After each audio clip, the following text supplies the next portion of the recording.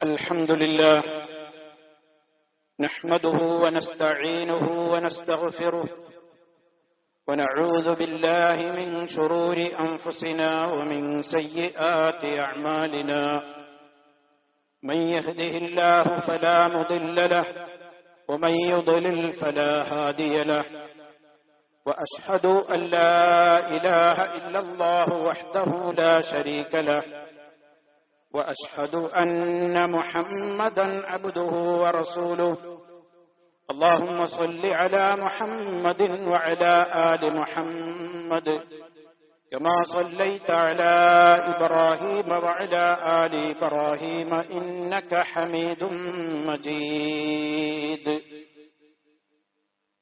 يا أيها الذين آمنوا اتقوا الله حق تقاته ولا تموتن إلا وأنتم مسلمون أعوذ بالله من الشيطان الرجيم يستخفون من الناس ولا يستخفون من الله وهو معهم إذ يبيتون ما لا يرضى من القول وكان الله بما يعملون محيطا. സ്നേഹമുള്ള സത്യവിശ്വാസികളെ, വിശ്വാസിനികളെ, സഹോദരി സഹോദരന്മാരെ,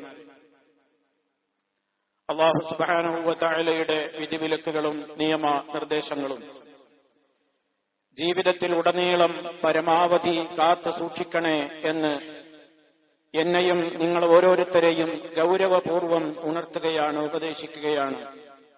അല്ലാഹു സുബ്ഹാനഹു വ തആല നമുക്കെല്ലാം ഭയഭക്തിയും തഖ്വയും വർദ്ധിപ്പിച്ചു നൽകി അവൻ ഇഷ്ടപ്പെടുന്നവരോടൊപ്പം സ്വർഗത്തിൽ പ്രവേശിപ്പിക്കപ്പെടുവാൻ സൗഭാഗ്യം നൽകി നമ്മെ എല്ലാവരെയും അനുഗ്രഹിക്കുമാറാകട്ടെ. സഹോദരങ്ങളെ, ഒരു മനുഷ്യനിൽ ആദ്യം ശരിയാവേണ്ടത് ഏത് കാര്യമാണ് എന്ന ചോദ്യത്തിന് ഇസ്ലാമിൽ ഒരു ഉത്തരം മാത്രമേയുള്ളൂ. അത് അല്ലാഹുവിലും പരലോകത്തിലുമുള്ള വിശ്വാസം രൂഢമൂലമാവുക എന്നുള്ളത് തന്നെയാണ് പ്രധാനം. ഈമാൻ എന്ന് അറബിയിൽ ചുരുക്കി പറയുന്നത് അതിനെ സംബന്ധിച്ചാണ്. തഖ്വ എന്ന് ചുരുക്കി പറയുന്നതും അതേ കാര്യത്തെ സംബന്ധിച്ചു തന്നെയാണ്. അതുകൊണ്ട് തന്നെ ഒരാൾ തന്റെ സ്രഷ്ടാവായ അല്ലാഹുവിനെ അറിയലും ആ അല്ലാഹു നമ്മളിലേക്ക് ദൂതനായി അയച്ചിട്ടുള്ള റസൂൽ സല്ലല്ലാഹു അലൈഹി വസല്ലമിനെ ശരിയായ നിലക്ക് അറിയലും താൻ മരണം വരെ തന്റെ ജീവനേക്കാൾ ഏറ്റവും തനിമയോടുകൂടി കൊണ്ടു നടക്കേണ്ടുന്ന ആദർശമായ ഇസ്ലാം ദീൻ എന്താണെന്ന് മനസ്സിലാക്കലും ഒരു മനുഷ്യന്റെ ഈമാനിന്റെ ഭാഗമാണ്. ഈമാൻ എന്ന് പറയുന്നത് അവകാശവാദങ്ങൾ കൊണ്ട് നേടുന്ന ഒരു കാര്യമല്ല. അഥവാ ഞാൻ മുഅ്മിനാണ് എന്ന് ഞാൻ നാവുകൊണ്ട് പറഞ്ഞതുകൊണ്ട് പ്രയോജനമില്ല. ഞാനും മുസ്ലിമാണ് എന്ന് ഞാൻ അവകാശപ്പെട്ടതുകൊണ്ടും കാര്യമില്ല. മഹാനായ പ്രസിദ്ധ താബിഈ പണ്ഡിതനായ ഇമാം ഹസനുൽ ബസരി റഹിമഹുല്ലാ അദ്ദേഹം പറഞ്ഞ ഒരു വാക്ക് ഈ വിഷയത്തിൽ നമുക്ക് വ്യക്തമായ വഴി കാണിച്ചു തരുന്ന വാചകമാണ്. ലൈസൽ ഈമാനു ബിത്തമന്നി വലാ ബിത്തഹല്ലി വലാകിൻ മാ വഖറ ഫിൽ ഖൽബി വസദ്ദഖഹുൽ അമലു.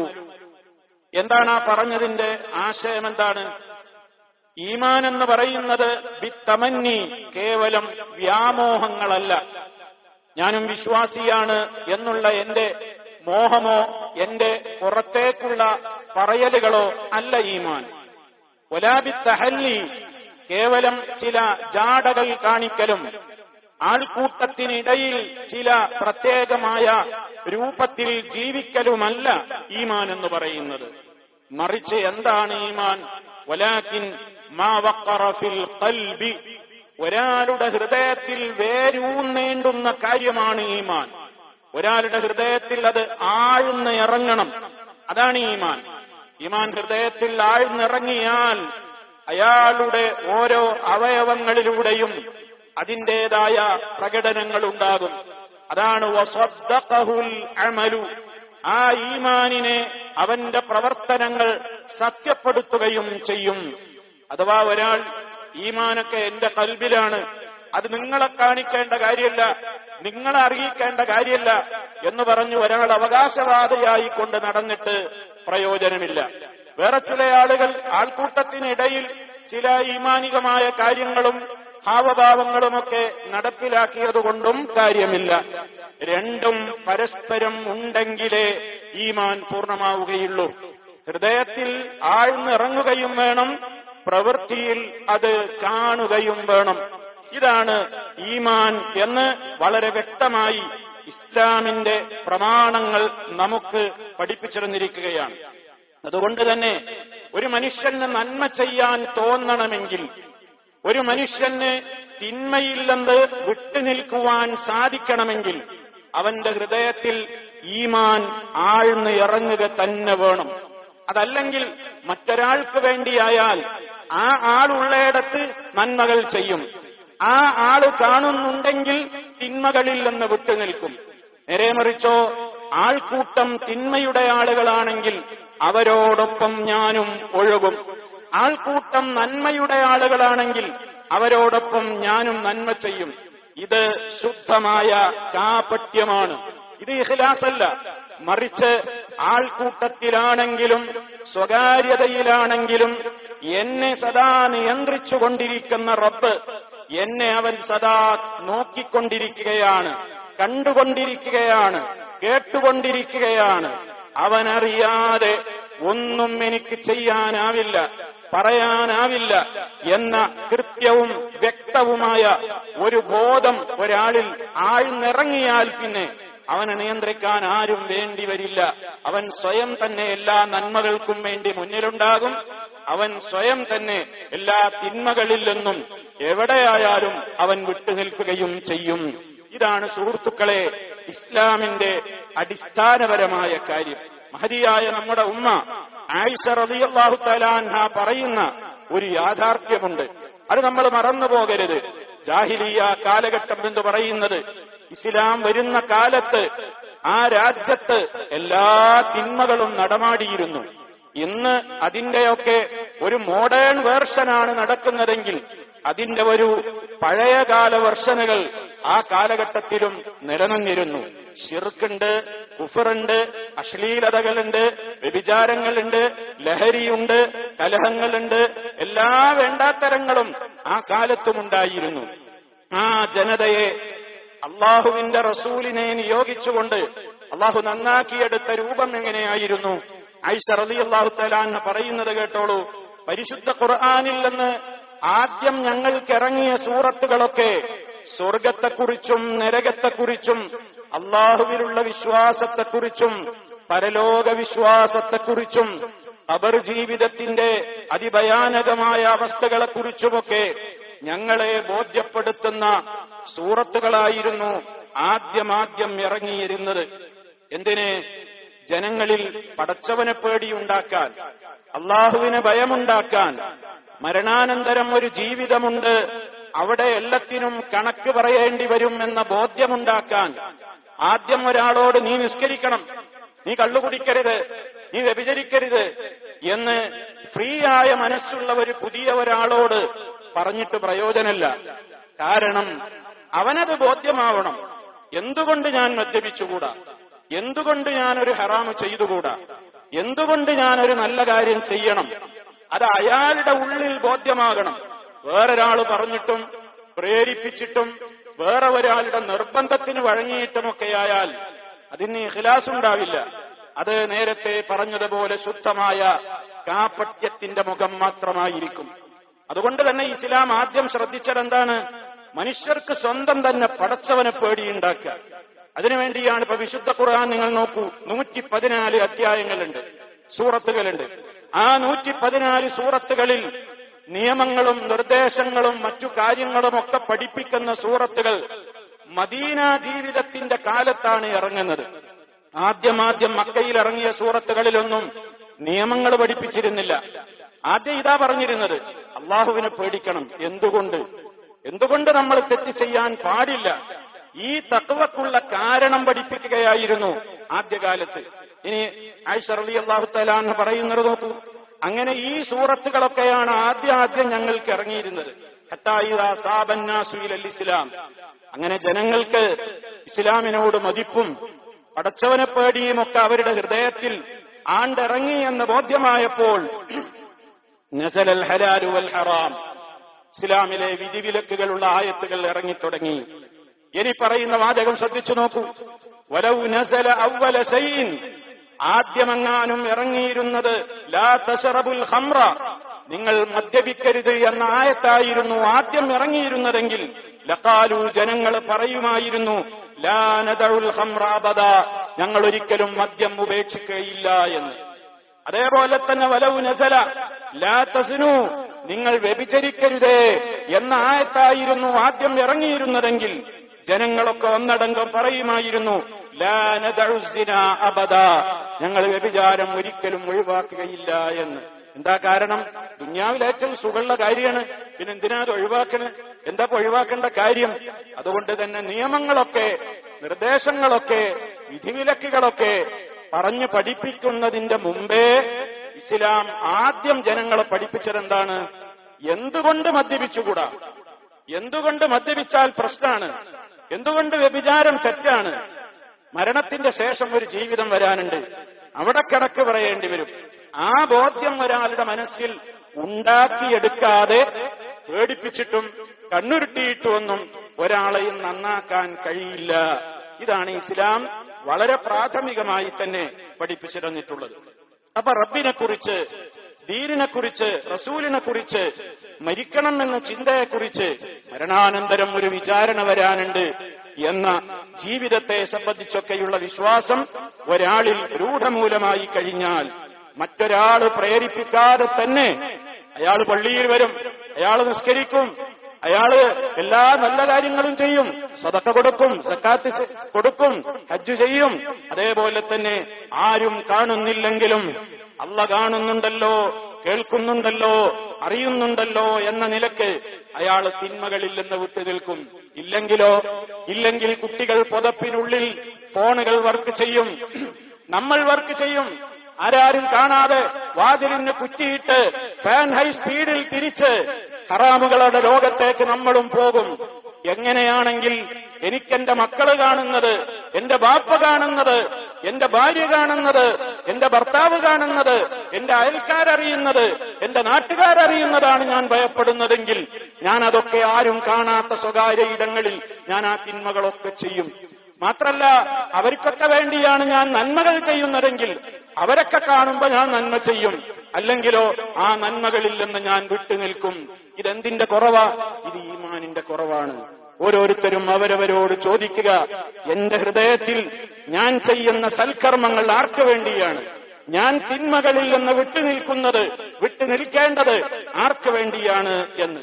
അതല്ലെങ്കിലോ ഞാൻ നേരത്തെ പറഞ്ഞില്ലേ, കപടവിശ്വാസികളുടെ അടയാളമായി പരിശുദ്ധ ഖുർആൻ നോട്ട് ചെയ്തോളൂ. സൂറത്തുൻ നിസായിലെ 108-ാമത്തെ ആയത്തിൽ അള്ളാഹു വളരെ ഗൗരവത്തോടെ പറയുന്നു, അവരുടെ സ്വഭാവം യസ്തഖ്ഫൂന മിനന്നാസ്, അവർ ജനങ്ങളിൽ നിന്ന് മറച്ചുവെക്കാനാണ് ആഗ്രഹിക്കുന്നത്.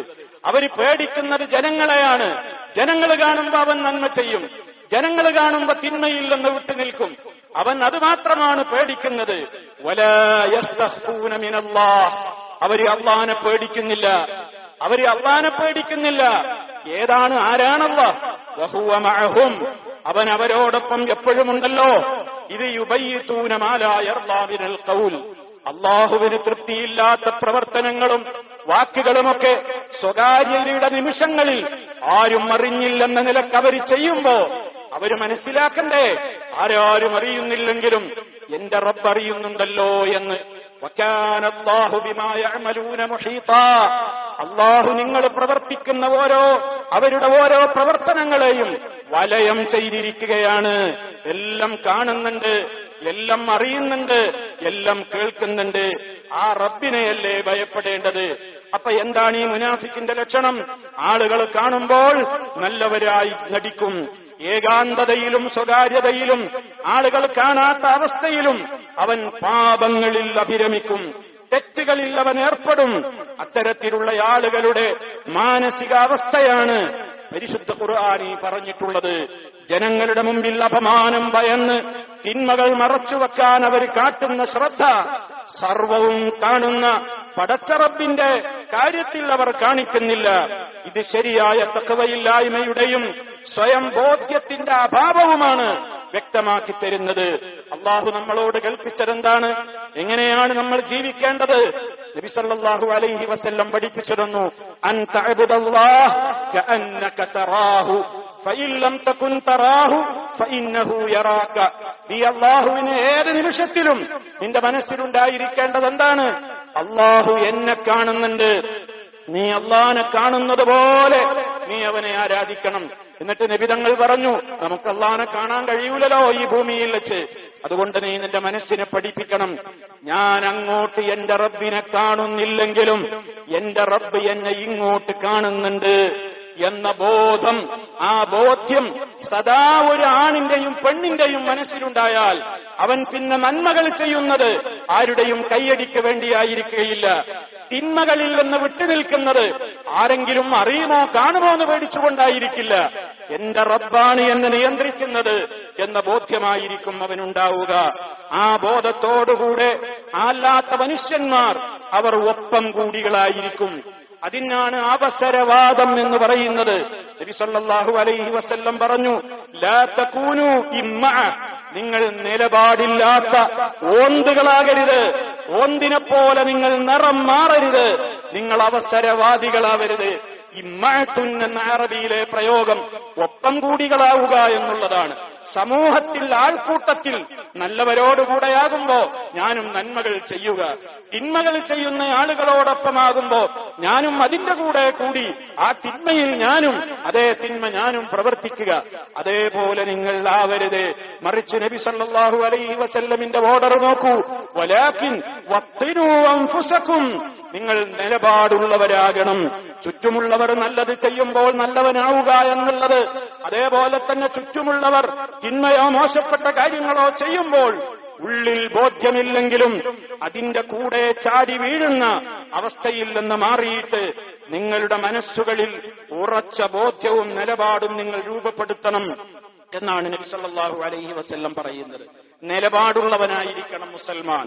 ലോകം മുഴുവൻ തെറ്റിലേക്ക് പോയാലും എന്റെ നാഥന് മുമ്പിൽ ഞാൻ ഉത്തരം പറയണം, എന്റെ മനസ്സ് ആ തെറ്റ് ചെയ്യാൻ സമ്മതിക്കുന്നില്ല എന്ന ഉറച്ച ബോധ്യമുള്ള ആളുകൾ ആരൊക്കെ തിന്മയിലേക്ക് പ്രോത്സാഹിപ്പിച്ചാലും ആ തിന്മ അവർ ഏറ്റെടുക്കുകയില്ല. തഖ്വയുള്ള ഒരാളും അടിയൊഴുക്കുകളിൽപ്പെട്ട് ഒഴുകിപ്പോകുന്ന ചണ്ടി ചവറുകളായി മാറുകയില്ല. മറിച്ച് ഏത് മലവെള്ളപ്പാച്ചിലിന്റെ ഇടയിലും ഉറച്ചു നിൽക്കുന്ന പാറക്കെട്ടുകൾക്ക് സമാനമായിരിക്കും നിലപാടുള്ള മുസ്ലിം. അല്ലാത്തവനോ ഒഴുക്കിനനുസരിച്ച് നീന്തിപ്പോകുന്ന ചവറ് ചണ്ടിയായി കിടന്നുകൊടുക്കും. അതിന് പ്രയാസമൊന്നുമില്ല.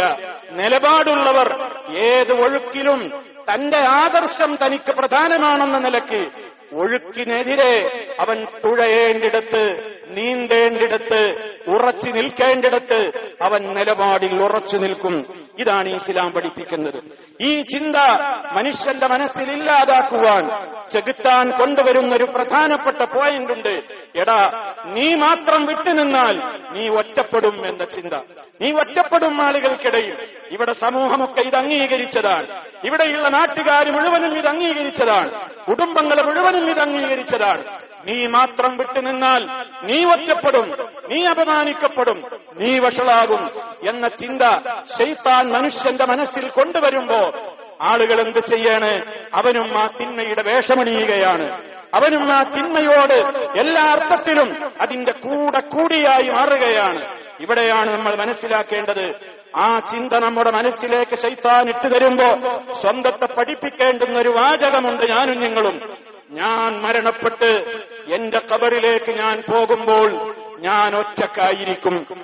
എന്റെ ഖബറിൽ എന്നെ അടക്കം ചെയ്ത് എന്നോടൊപ്പം വന്നവരൊക്കെ തിരിച്ചുപോയി മലായിക്കത്തുകൾ എന്ന വിചാരണയ്ക്ക് വേണ്ടി വരുമ്പോഴും ഞാൻ ഒറ്റക്കായിരിക്കും. അവിടെ എനിക്കെന്റെ അമല് മാത്രമേ കൂട്ടിനുണ്ടാവുകയുള്ളൂ. എന്നെ തിന്മയിലേക്ക് വലിച്ചഴച്ച, എന്നെ തിന്മയിലേക്ക് ഞാൻ പോകാതിരുന്നപ്പോൾ എന്നെ പരിഹസിച്ചവർ ആരും എന്റെ കൂടെ ഉണ്ടാവുകയില്ല. അവരൊക്കെ ഖബറോളം മാത്രമേ വരികയുള്ളൂ. എന്റെ പ്രിയപ്പെട്ട കിടപ്പറ പങ്കിട്ട എന്റെ ഭാര്യ പോലും, എന്റെ ഭർത്താവാണ് ആ കിടക്കുന്നത്. ഇന്നലെ വരെ എന്നോടൊട്ടിക്കിടന്ന ശരീരമാണ്, ഞാനും കൂടെ കിടക്കട്ടെ എന്ന് ഒരു പെണ്ണും പറയില്ല, ഒരാണും പറയില്ല. എന്നോടൊപ്പം ശരീരം പങ്കിട്ട എന്റെ പ്രാണപ്രേയസിയാണ് ആ മണ്ണിൽ അലിയുന്നത്, ഞാനും കൂടെ കിടക്കട്ടെ എന്നൊരു ഭർത്താവും പറയില്ല, ഒരു ബാപ്പയും പറയില്ല, ഒരു മക്കളും പറയില്ല. ഒറ്റപ്പെടും എന്ന കാരണത്താൽ റബ്ബിന് വെറുപ്പുള്ള പ്രവർത്തനങ്ങൾ ചെയ്യുമ്പോ ചിന്തിച്ചോളൂ, മരിക്കുമ്പോ നമ്മൾ ഒറ്റക്കാണ്. ഖബറിലേക്ക് പോകുന്നത് നമ്മുടെ അമലുകളുമായി മാത്രമാണ്. ഖബറിലും നമ്മൾ ഒറ്റക്കാണ്. അവിടെ വരുന്ന ചോദ്യം നമ്മൾ ഒറ്റക്കാണ് അഭിമുഖീകരിക്കേണ്ടത്. ആരും നമ്മെ സഹായിക്കാനുണ്ടാവുകയില്ല. ഒരാളും ഇന്ന് നമുക്ക് ലൈക്ക് പറഞ്ഞവർ, ഇന്ന് നമ്മുടെ ഓരോ പ്രവർത്തനങ്ങൾക്കും കൈയടിച്ചവർ, ഇന്ന് നമ്മെ നോക്കി പരിഹസിച്ചവർ, ഒരാളും അവിടെ നമ്മുടെ കൂട്ടിനുണ്ടാവുകയില്ല. നമ്മൾ മാത്രമായിരിക്കും. അവസാനിച്ചുവോ? അവസാനിച്ചില്ല. ഖബറിൽ നിന്ന് എഴുന്നേറ്റ് മഹ്ശറിലേക്കുള്ളൊരു പോക്കുണ്ട്. സൂറത്ത് യാസീൻ അർത്ഥമറിയാതെ ഓതേണ്ടവരല്ല മുസ്ലിം. മുസ്ലിം പഠിച്ചു മനസ്സിലാക്കണം യാസീൻ സൂറത്ത്. ഖബറിൽ നിന്ന് എഴുന്നേറ്റ് പോകുമ്പോ ഇത്തരത്തിലുള്ള നിലപാടില്ലാത്ത ഒപ്പം കൂടികൾ അവിടെ വെച്ച് കരയുന്ന അട്ടഹാസത്തിന്റെ ഒരു വാക്ക് യാസീനിൽ പറയുന്നുണ്ട്. യാസീൻ പലപ്പോഴും മുസ്ലിമീങ്ങൾ ഒരുപാട് കേൾക്കാറുണ്ട്, പക്ഷെ ചിന്തിക്കാതെ വെറും നാവുകൊണ്ട് ഇങ്ങനെ യാസീനോടും. എന്താ അല്ലാഹു അവിടെ പറയുന്നത്? നിങ്ങൾ മനസ്സിലാക്കണം. യാ വൈലനാ മൻ ബഅസനാ മിൻ മർഖദിനാ ഹാദാ മാ വഅദന അർറഹ്മാനു വസദഖൽ മുർസലൂൻ. വളരെ വ്യക്തമായി അല്ലാഹു സുബ്ഹാനഹു വ തആല പഠിപ്പിച്ചു തരികയാണ്. ഹാദാ മാ വഅദ അർറഹ്മാനു വസദഖൽ മുർസലൂൻ. ഖബറിൽ നിന്ന് എഴുന്നേൽക്കുന്ന രംഗം മനുഷ്യനാകെ വെപ്രാളപ്പെട്ടുകൊണ്ട് നിലവിളിക്കുകയാണ്. യാ വൈലനാ, ഞങ്ങളുടെ നാശമേ, ഞങ്ങളുടെ കഷ്ടമേ. മൻ ബഅസനാ മിൻ മർഖദിനാ, ആരാ ഞങ്ങളെ ഇവിടുന്ന് എഴുന്നേൽപ്പിച്ചത്? എവിടേക്കാ ഞങ്ങളെ കൊണ്ടുപോകുന്നത്? ഞങ്ങൾക്ക് എവിടേക്കും പോകണ്ട, ഞങ്ങൾക്ക് ആരെയും കാണണ്ട. ഖബറിൽ നിന്ന് വിലപിച്ചുകൊണ്ട് എഴുന്നേറ്റോടുന്നൊരു രംഗം. ആ സമയത്ത് അവരവര് തന്നെ സ്വന്തം മനസ്സിനോട് പറയും, ഇതായിരുന്നല്ലോ ഞങ്ങളോട് അല്ലാഹു വാഗ്ദത്തം ചെയ്ത ദിവസം, ഇതായിരുന്നല്ലോ പ്രവാചകന്മാരും പ്രബോധകന്മാരുമൊക്കെ ഞങ്ങളോട് മുന്നറിയിപ്പ് നൽകിയിരുന്ന ദിവസം, ഇതായിരുന്നല്ലോ എന്ന് പൊട്ടിക്കരയും. പക്ഷേ ഖബറിലെ പൊട്ടിക്കരയലും ഖബറിൽ നിന്ന് എഴുന്നേറ്റ് മഹ്ശറിലേക്ക് പോകുമ്പോഴുള്ള പൊട്ടിക്കരയലുകളും കേട്ട് സഹതപിക്കാൻ നമ്മെ നന്മയിലേക്ക്, നമ്മെ തിന്മയിലേക്ക് പ്രേരിപ്പിച്ച ബാപ്പയുണ്ടാകില്ല, ഉമ്മയുണ്ടാകില്ല, മകളുണ്ടാവില്ല, മകനുണ്ടാവില്ല, ഭാര്യയുണ്ടാവില്ല, ഭർത്താവുണ്ടാകില്ല, പാർട്ടിക്കാരുണ്ടാവുകയില്ല, ഗ്രൂപ്പുകാരുണ്ടാവുകയില്ല, ആരുമുണ്ടാകില്ല. വകുല്ലുഹും ആതീഹി യൗമൽ ഖിയാമത്തി ഫർദാ. സൂറത്ത് മറിയം അല്ലാഹു വളരെ വ്യക്തമായി പറയുകയാണ്. എന്താണ് അതിൽ പറയുന്നത്? വകുല്ലുഹും ആതീഹി, എല്ലാവരും അല്ലാഹു സുബ്ഹാനഹു വ തആലയുടെ അടുക്കലേക്ക് എല്ലാവരും ചെല്ലുന്നത് ഫർദാ, ഒറ്റക്കൊറ്റക്കായിട്ടാണ്. എന്റെ കണക്ക് ഞാൻ പറയണം.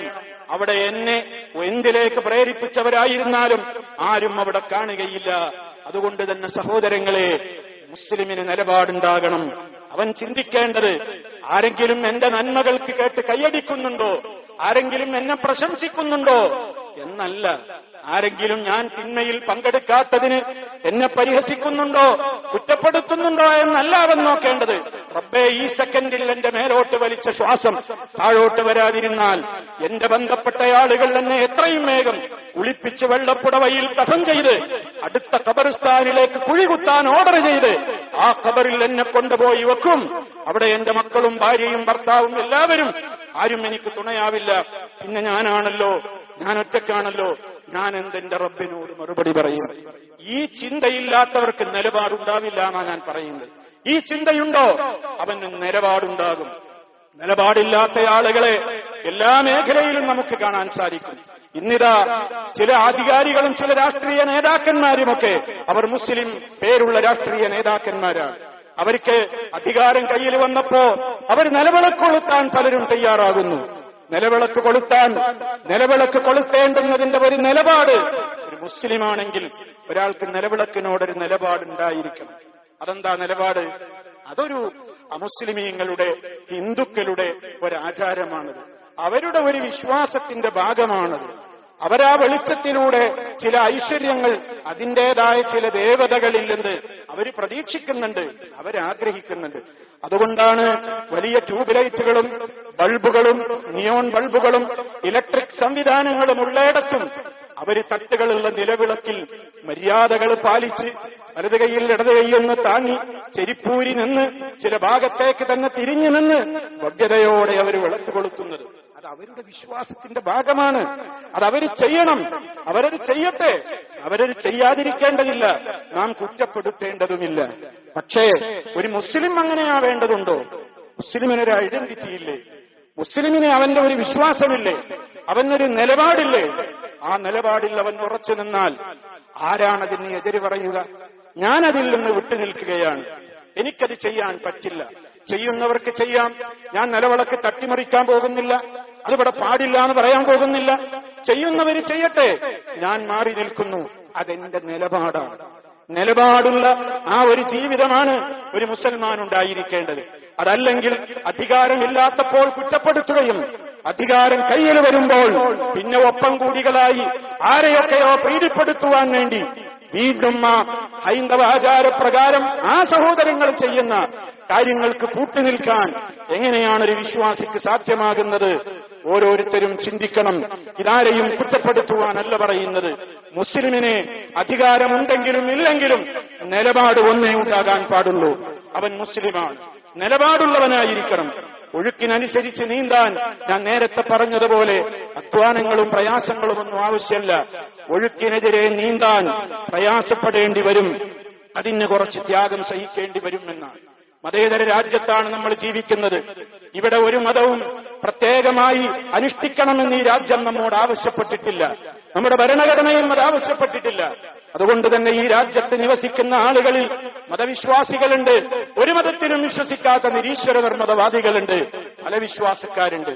ഓരോരുത്തരും അവരവരുടേതായ വിശ്വാസങ്ങളും ആചാരങ്ങളും മുറുകെ പിടിച്ചുകൊണ്ട് ജീവിക്കുകയും മാനവികമായ കാര്യങ്ങളിലൊക്കെ ഒന്നായി ചേർന്ന് സൗഹാർദ്ദത്തോടുകൂടെ ജീവിക്കുകയും ചെയ്യുന്ന നാനാത്വത്തിലേകത്വം എന്ന് പറയുന്ന സുന്ദരമായ ആ ഒരവസ്ഥയാണ് ഇന്ത്യ രാജ്യത്ത് ഇതുവരെയും നിലനിന്ന് പോന്നത്, ഇതുവരെയും നിലനിന്ന് വന്നിട്ടുള്ളത്.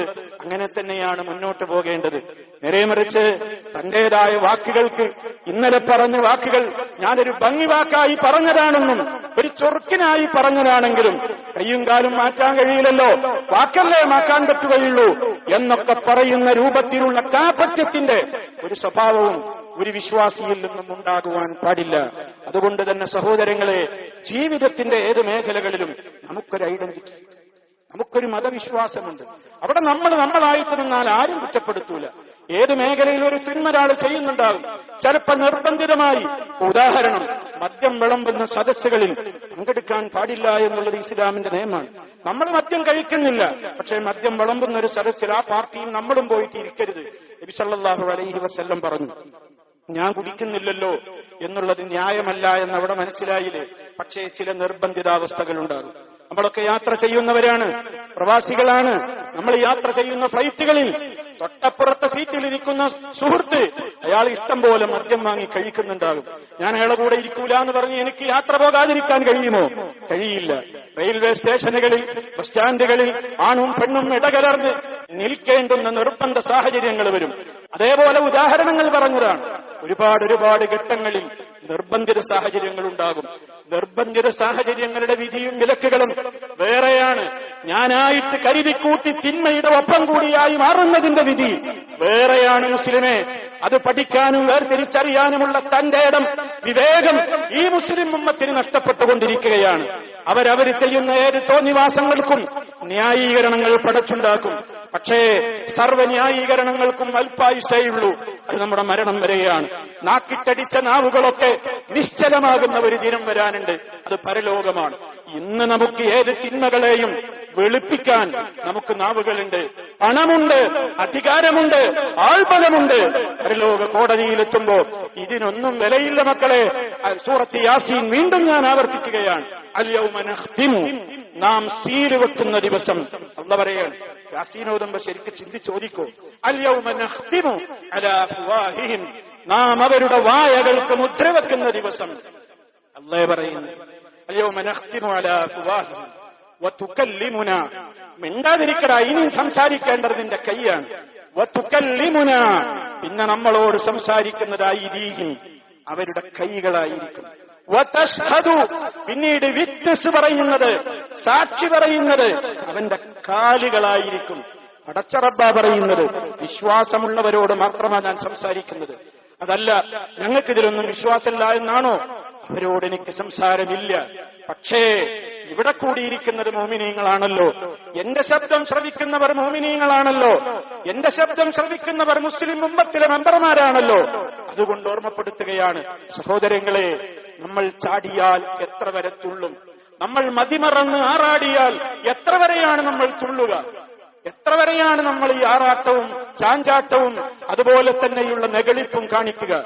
എല്ലാം അടങ്ങുന്ന ഒരു നിമിഷമുണ്ട്. അന്ന് മരിക്കുന്ന നേരത്ത് അട്ടഹസിക്കും, അന്ന് ഖബറിൽ വെച്ച് അട്ടഹസിക്കും, അന്ന് പരലോകത്ത് വെച്ച് അട്ടഹസിക്കും.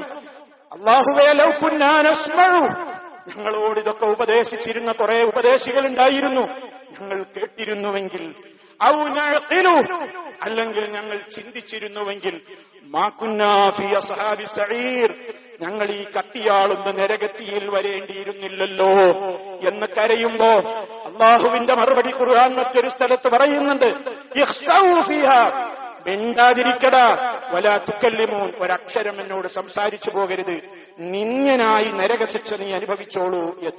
പ്രിയമുള്ളവരെ, ഞാനും നിങ്ങളും ഏറെ ബഹുമാനിക്കുന്ന അല്ലാഹു പറഞ്ഞ വാചകങ്ങളായി കേട്ടത്, അവന്റെ ഗ്രന്ഥത്തിലുള്ള ആയത്തുകളായി കേട്ടത്, നമ്മെ ഏറ്റവും കൂടുതൽ സ്നേഹിച്ച, രാത്രി ഉറങ്ങുമ്പോൾ പോലും നിങ്ങൾ വിളക്കണക്കാതെ കിടക്കരുതേ, കാരണം ദുന്യാവിലെ തീ പോലും എന്റെ സമൂഹത്തിലെ മെമ്പർമാരുടെ ശരീരത്തിൽ ഉണ്ടാകരുതെന്ന് പേടിച്ച മുത്ത മുസ്തഫ നമ്മളോട് പറഞ്ഞ വചനങ്ങളാണ് ഈ കേട്ടത്.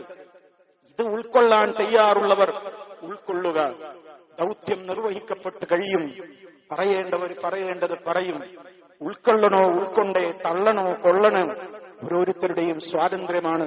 അല്ലാഹു നമുക്കെല്ലാം അവനെ പേടിച്ചുകൊണ്ട് ജീവിക്കുന്ന ആളുകൾ എന്തു പറയട്ടെ, ആളുകൾ കാണട്ടെ കാണാതിരിക്കട്ടെ, അറിയട്ടെ അംഗീകരിക്കട്ടെ അംഗീകരിക്കാതിരിക്കട്ടെ, പരിഹസിക്കട്ടെ പുച്ഛിക്കട്ടെ, എനിക്കൊരു നിലപാടുണ്ട്, എന്റെ മക്കൾക്കൊരു നിലപാടുണ്ട്, എന്റെ ഭാര്യയ്ക്കൊരു നിലപാടുണ്ട്, എന്റെ ഭർത്താവിനൊരു നിലപാടുണ്ട്. അതെനിക്ക് അയൽപ്പക്കത്ത് നടപ്പിലാക്കാൻ എനിക്ക് കഴിയൂല. കയ്യാങ്കളി എനിക്ക് പറ്റില്ലല്ലോ.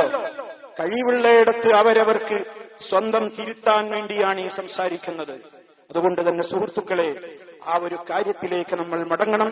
സർവശക്തനായ റബ്ബ്, അവനെ ഭയപ്പെട്ടുകൊണ്ട് രഹസ്യത്തിലും പരസ്യത്തിലും ഒരുപോലെ തഖ്വ ഉൾക്കൊണ്ടുകൊണ്ട് ജീവിക്കുന്ന സജ്ജനങ്ങളിൽ നമ്മെ എല്ലാവരെയും ഉൾപ്പെടുത്തി അനുഗ്രഹിക്കുമാറാകട്ടെ. അഖൂലു ഖൗലി ഹാദാ വഅസ്തഗ്ഫിറുല്ലാഹ ലീ വലക്കും ഫസ്തഗ്ഫിറൂഹു ഇന്നഹു ഹുവൽ ഗഫൂറുർ റഹീം. അൽഹംദുലില്ലാഹി വഹ്ദഹു والصلاة والسلام على من لا نبي بعده وعلى آله وصحبه ومن تبع هديه. أما بعد فأوصيكم عباد الله ونفسي بتقوى الله. റബ്ബിനെ ഭയപ്പെട്ടുകൊണ്ട് ജീവിക്കണേ, എന്നെയും നിങ്ങളെയും ഗൗരവത്തോടെ ഓർമ്മപ്പെടുത്തുകയാണ്. സഹോദരങ്ങളെ, ഈമാൻ ഹൃദയത്തിൽ എപ്പോഴും തിളക്കമുള്ളതാക്കി നിലനിർത്തണം എന്നാണ് നമ്മൾ പറഞ്ഞത്. നബി സല്ലല്ലാഹു അലൈഹി വസല്ലം പറഞ്ഞു, വസ്ത്രം നുരുമ്പെടുത്ത് അതിന്റെ ഇഴകൾ ഓരോന്നായി നഷ്ടപ്പെടുന്നത് പോലെ നിങ്ങളുടെ ഹൃദയത്തിലുള്ള ഈമാനും സാഹചര്യങ്ങൾക്കനുസരിച്ച് ചിലപ്പോൾ നഷ്ടപ്പെട്ടേക്കും. അതുകൊണ്ട് നിങ്ങൾ എന്ത് ചെയ്യണം? ഫസ്അലുല്ലാഹ അൻ യുജദ്ദിദൽ ഈമാന ഫീ ഖുലൂബിക്കും, നിങ്ങളുടെ ഹൃദയങ്ങളിൽ ഈമാൻ എപ്പോഴും തിളക്കത്തോടെ നിലനിന്ന് കിട്ടാൻ നിങ്ങൾ ദുആ ചെയ്തുകൊണ്ടിരിക്കണം. മുഹമ്മദ് മുസ്തഫ സല്ലല്ലാഹു അലൈഹി വസല്ലം പഠിപ്പിക്കും.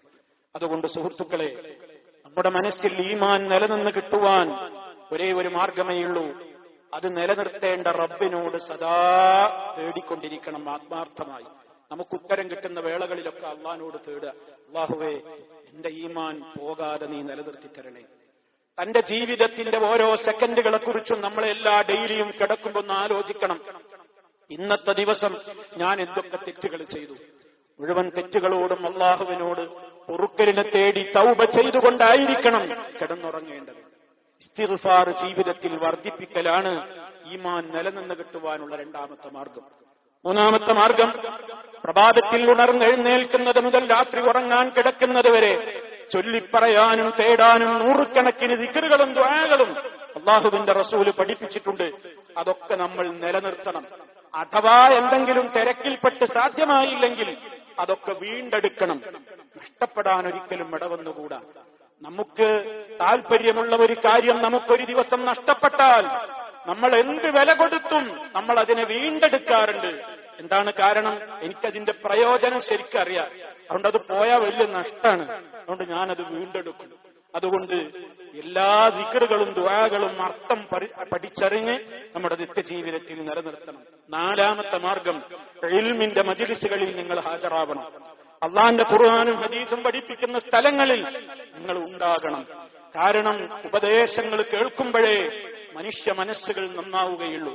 ഉപദേശങ്ങൾ കേൾക്കുന്നതേ വിശ്വാസിക്ക് പ്രയോജനപ്പെടുകയുള്ളൂ. അതവന്റെ ഈമാനിനെ വർദ്ധിപ്പിക്കും.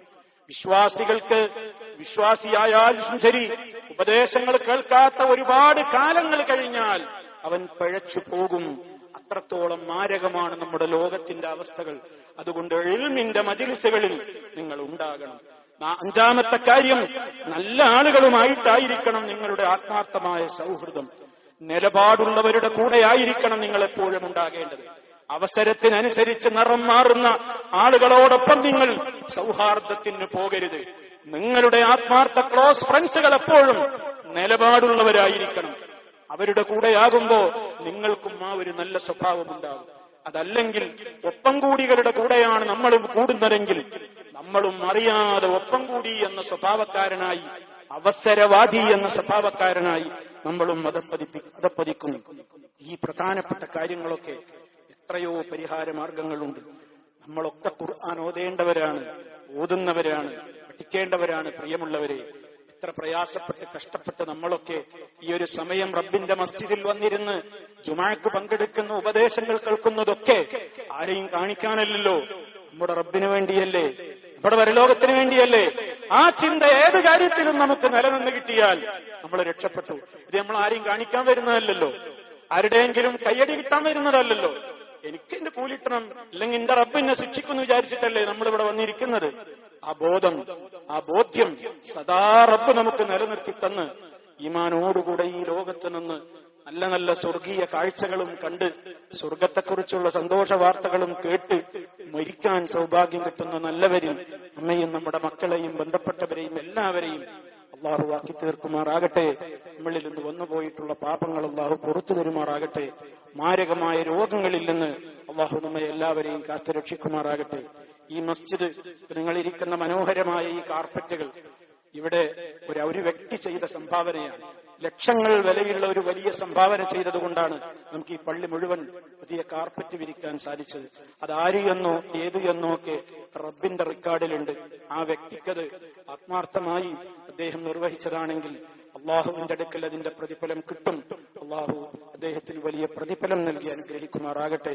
നമുക്കും ഇതുപോലെ നല്ല നല്ല കാര്യങ്ങളിലൊക്കെ സഹകരിക്കാനും തിന്മയുടെ മാർഗത്തിലേക്ക് ഒരു ഫിൻസ് പോലും കൊടുക്കാതെ വിട്ടുനിൽക്കുവാനും അതിനുള്ള ഈമാനികമായ കരുത്തും അള്ളാഹു പ്രദാനം ചെയ്യുമാറാകട്ടെ.